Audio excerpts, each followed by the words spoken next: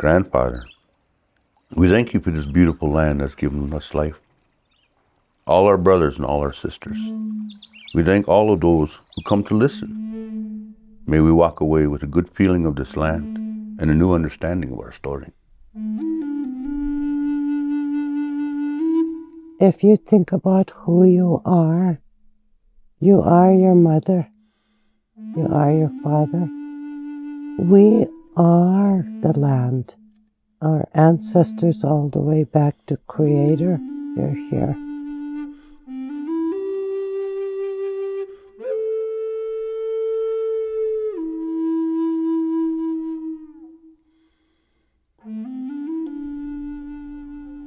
This exhibit began probably about 11 years ago. What we really wanted to show in the exhibit is you can look at a tree, or you could look at a rock or a butte, and it might be beautiful, but we don't really know what we're looking at. And the storytellers really revealed to me what was there. It's more than a butte or a lake to many of the Native Americans. It's a spirituality. It's a place where they get power. It's a place where they heal. It's a place that they receive messages and interact with the supernatural. I think that what I would like the people to remember about this exhibit is that we live on this earth, and this earth is a wondrous, powerful, and sometimes very supernatural place where there are unusual things. It's really encouraging to hear the response of the non-Native people. I stopped by the museum desk here a couple times and they said it's really powerful to a lot of people. And then I hear folks back home, they say, I knew you did this, but I didn't know you did that. So to get them to realize that we're carrying on these traditions. Our school children have come down by the buses and they're just really happy. That's my grandpa. So it's humbling. I'm really glad that we had the opportunity to do this because it's not just about Native people, it's about North Dakota. I started working with Troyd about 3 years ago, putting this exhibit together. I have been thrilled by the numbers going through this gallery. The very first day it was open, we had more than 250 just school kids. We tried to give people options to delve into the stories because they're so important to the overall experience. You have access in the gallery space. We also have a small theater space here in the building where you can also sit and listen to the stories in your own time. And then they're also available online. The takeaway I would like to see really is that there is a parallel way of looking at the environment and the land. We're just scratching the surface with this exhibition. Storytelling has always been a part of our family. My grandfathers, my uncles, well, there was this boy, but there was this eagle, and there was this buffalo, and they would tell stories about how the strength of those animals gave those human strength. Sometimes the stars would help the people, and the plants that gave us the strength and the vision to do these things. So those were very important to me.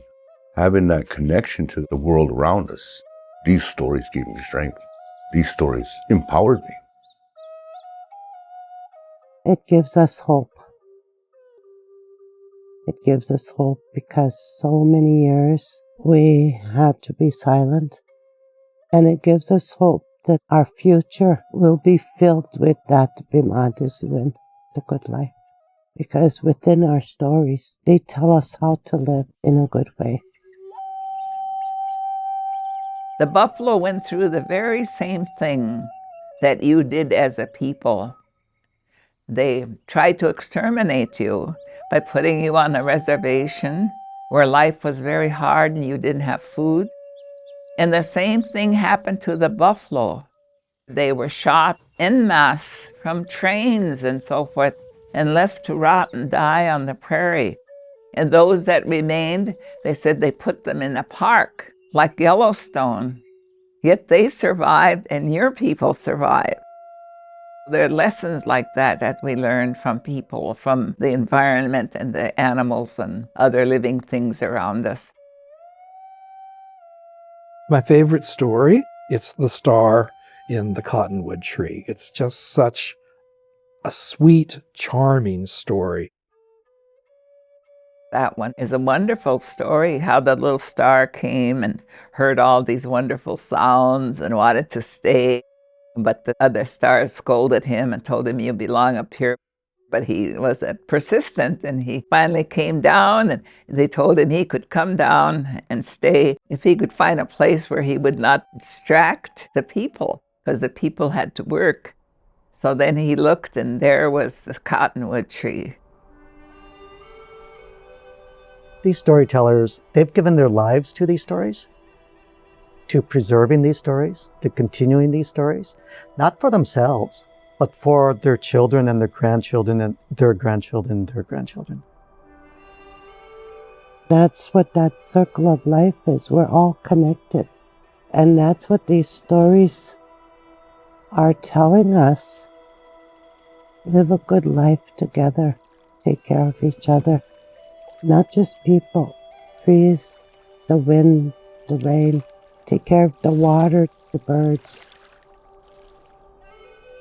We always give thanks to the earth itself and always try to walk with respect, because if we don't realize that all of the earth has power and energy, then we might not be able to receive whatever that particular place has for us.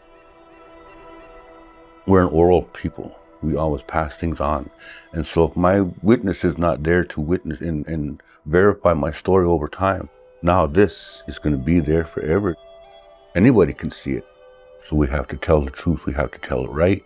So to bring all of these storytellers from around North Dakota, from the many different tribes, it's all about the earth. It's all about the people.